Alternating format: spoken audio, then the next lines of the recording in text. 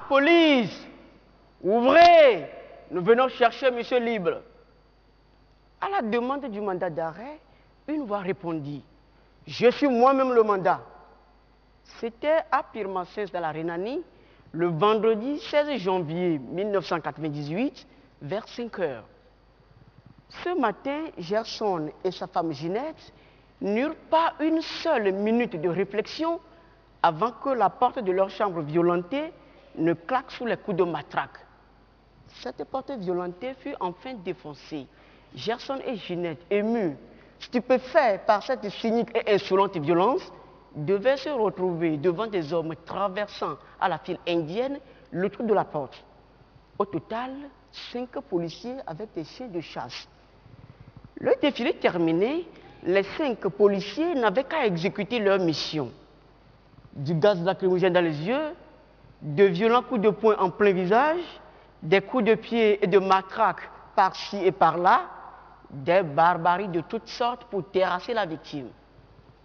Cet animal ensanglanté, évanoui, sans souffle, menotté, fut traîné par terre, depuis la chambre à coucher jusque dans le bus, en passant par le couloir, les escaliers et le portail de la maison où la police avait garé son bus, dans lequel il fut enfin violemment poussé.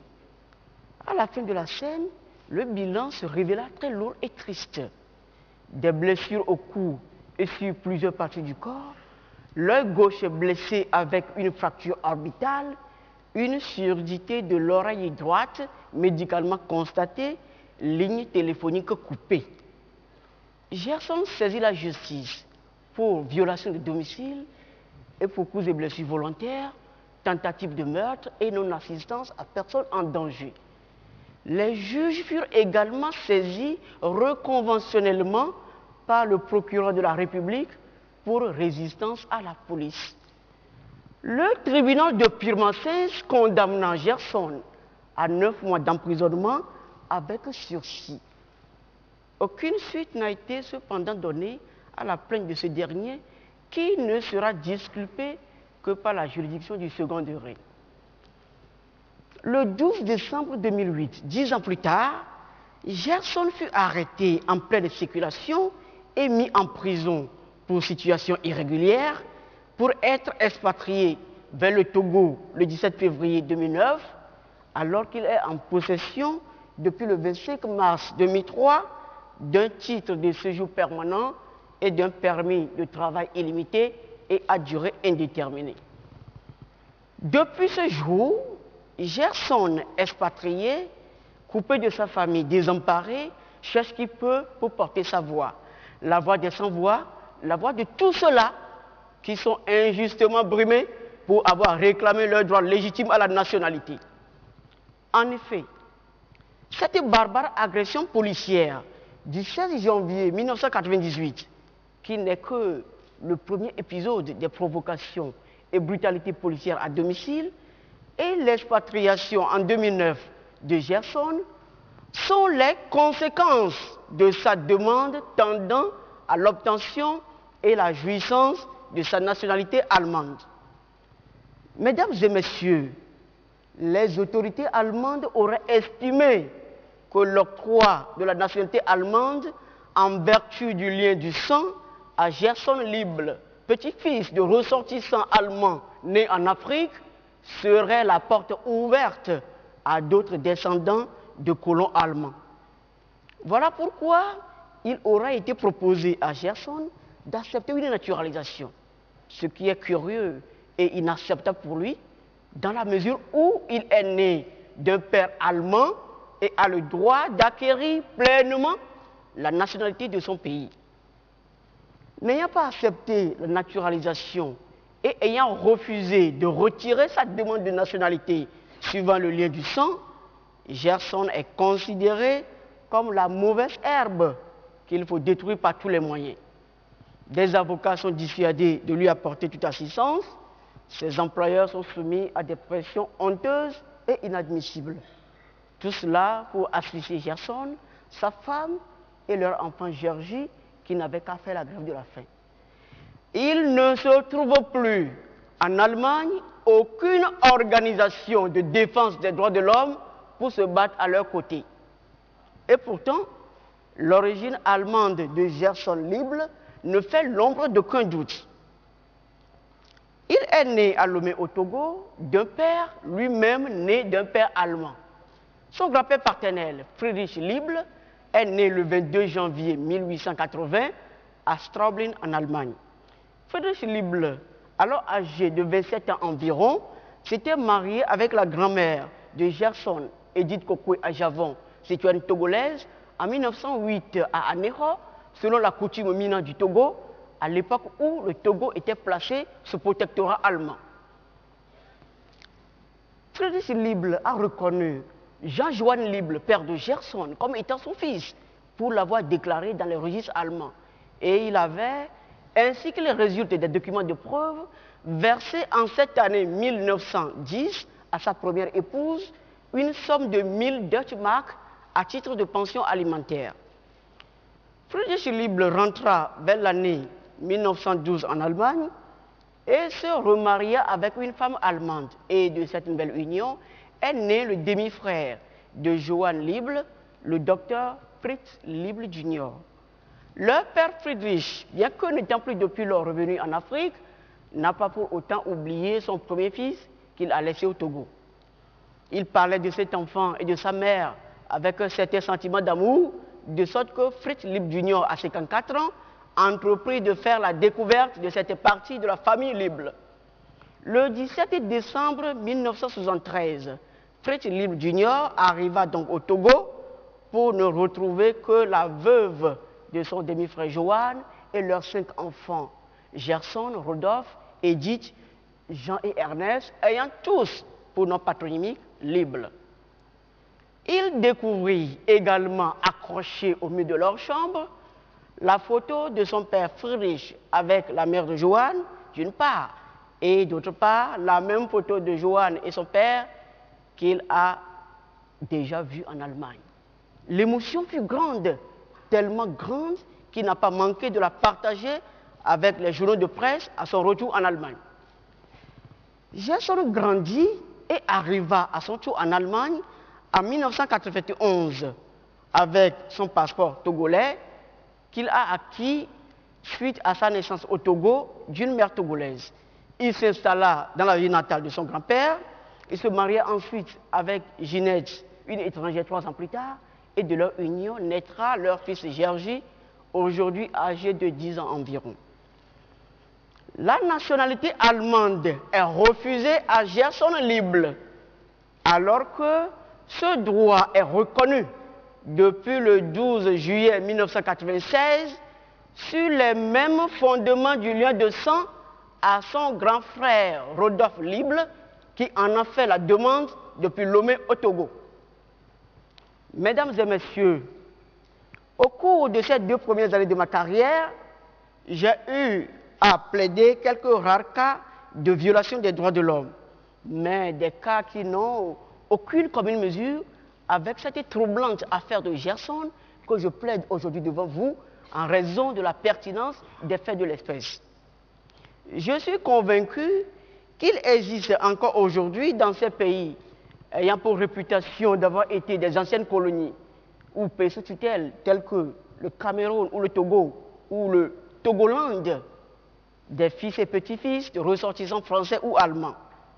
Cependant, c'est un constat très amer que d'un côté, les enfants et petits-fils des ressortissants français n'éprouvent pas de difficultés particulières pour entrer en jouissance de leur droit à la nationalité, alors que de l'autre côté, les petits-fils de colons allemands sont privés de ce droit fondamental. Pire, mesdames et messieurs, Rodolphe Liebl a pu obtenir depuis Lomé, à travers l'ambassade d'Allemagne, sa nationalité allemande, alors que son petit frère, de même père, vivant en Allemagne, en est privé pour des raisons que vous et moi nous ignorons. Ce dernier a été également soumis à des tortures et traitements inhumains et dégradants, mis en prison sans aucune raison valable, avant d'être expatrié vers son pays de naissance.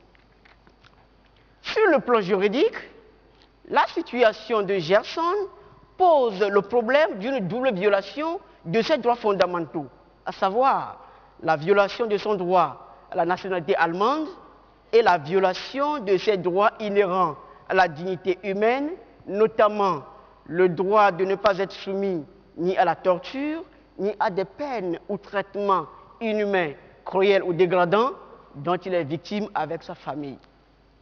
S'agissant de la violation de son droit inaliénable à la nationalité, il n'est pas superfétatoire de rappeler que le 10 décembre 1948, l'Assemblée générale des Nations unies a proclamé au nom de tous les peuples et de toutes les nations du monde entier la Déclaration universelle des droits de l'homme perçue comme l'idéal commun à atteindre afin que tous les individus et tous les organes de la société ayant cette déclaration constamment à l'esprit s'efforcent par l'enseignement et l'éducation de développer le respect de ces droits et libertés et d'en assurer la reconnaissance et l'application universelle et effective tant parmi les populations des États membres que parmi celles des territoires placés sous leur juridiction. Le paragraphe 1er de l'article 2 de cette déclaration dite universelle dispose clairement que chacun peut se prévaloir de tous les droits et de toutes les libertés proclamés dans la présente déclaration sans distinction aucune, notamment de race, de couleur, de sexe, de langue, de religion, d'opinion politique ou de toute autre opinion, d'origine nationale ou sociale, de fortune, de naissance ou de toute autre situation. Le paragraphe 1er de l'article 15 de la Déclaration universelle des droits de l'homme de 1948 et le paragraphe 3 de l'article 24 du Pacte international du 16 décembre 1966 relatif aux droits civils et politiques disposent que tout individu a droit à une nationalité. Et d'après le paragraphe 2 de la Déclaration, le paragraphe 2 de l'article 15 de la Déclaration des droits de l'homme, nul ne peut être arbitrairement privé de sa nationalité. La Convention européenne des droits de l'homme de 1997 sur la nationalité exige en son article 4 de tous les États membres de fonder leurs règles sur la nationalité sur les deux principes du droit de tout individu à une nationalité et le droit de toute personne à ne pas être arbitrairement privé de sa nationalité. La même convention prévoit en son article 6A que chaque État partie doit prévoir dans son droit interne l'acquisition de plein droit de sa nationalité par les enfants dont l'un des parents possède au moment de la naissance de ses enfants la nationalité de cet État partie sous réserve des exceptions qui peuvent être prévues en droit interne. À l'égard des enfants dont la filiation est établie par reconnaissance, chaque État partie peut prévoir que l'enfant acquiert sa nationalité selon la procédure déterminée par son droit interne. Il faut souligner que Johann Liebl, père de Gerson, est l'enfant légitime d'un père allemand, Friedrich Liebl, qui, pour lui permettre d'acquérir sa nationalité d'origine, a pris la précaution de l'inscrire sur le registre allemand et afin de lui éviter la perte automatique de sa nationalité par l'effet du paragraphe 21 de la loi de 1870 pour cause de séjour de 10 ans ininterrompu à l'étranger. De toute façon, aucun problème ne se pose aujourd'hui quant à l'acquisition de la nationalité allemande par les enfants de Johann Liebl, puisque l'alinéa 1er du paragraphe 4 de la loi du 30 juin 1996 affirme que par la naissance, un enfant acquiert la nationalité allemande lorsque l'un de ses parents possède la nationalité allemande. Mesdames et messieurs, même si par l'effet de la dernière loi du 15 juillet 1999, le fonctionnement du jus sanguinis est limité par le mécanisme de la coupure de génération qui, en vertu du 4e alinéa du paragraphe 4, empêche l'attribution de la nationalité allemande à la deuxième génération née à l'étranger après le 31 décembre 1997 19 plutôt, et y résidant habituellement, il n'y a toujours aucun obstacle légal à l'acquisition de cette nationalité par Gerson Lible. La preuve la plus parfaite en est que cette nationalité a été délivrée à son grand frère, Rodolphe Lible. Dans la mesure où Gerson Lible a produit tous les papiers nécessaires à la délivrance de cette nationalité, il n'y a aucune raison pour qu'il ne puisse pas jouir de ce droit légitime en vertu du lien de sang. Mesdames et messieurs, je ne saurais finir mes propos sans rappeler que Gerson expatrié a été également victime d'arrestations et détentions arbitraires, de tortures, des peines ou traitements cruels, inhumains ou dégradants, contrairement aux prescriptions d'ordre public international, de la Déclaration universelle des droits de l'homme et des pactes internationaux relatifs aux droits civils et politiques. Il résulte de ces instruments internationaux de protection des droits de l'homme et notamment du paragraphe 5 de l'article 9 du pacte international relatif aux droits civils et politiques que tout individu victime d'arrestation ou de détention illégale a droit à réparation. Il ne serait pas concevable que des dommages et intérêts ne soient pas alloués à Gerson Lible en réparation pour tous ces traitements dont il a été victime. Devant ces flagrantes violations des droits fondamentaux de Gerson Lible et surtout de son droit à la nationalité, au nom de la justice universelle et en vertu des principes universels relatifs aux droits fondamentaux de la personne humaine et notamment du droit de chaque individu à la reconnaissance en tout lieu de sa personnalité juridique, nous demandons, mesdames et messieurs, que toutes les dispositions nécessaires soient prises afin que Gerson Lible, humilié, expatrié et coupé de sa famille, puisse recueillir sa nationalité allemande et vivre paisiblement aux côtés de sa famille. Je vous remercie.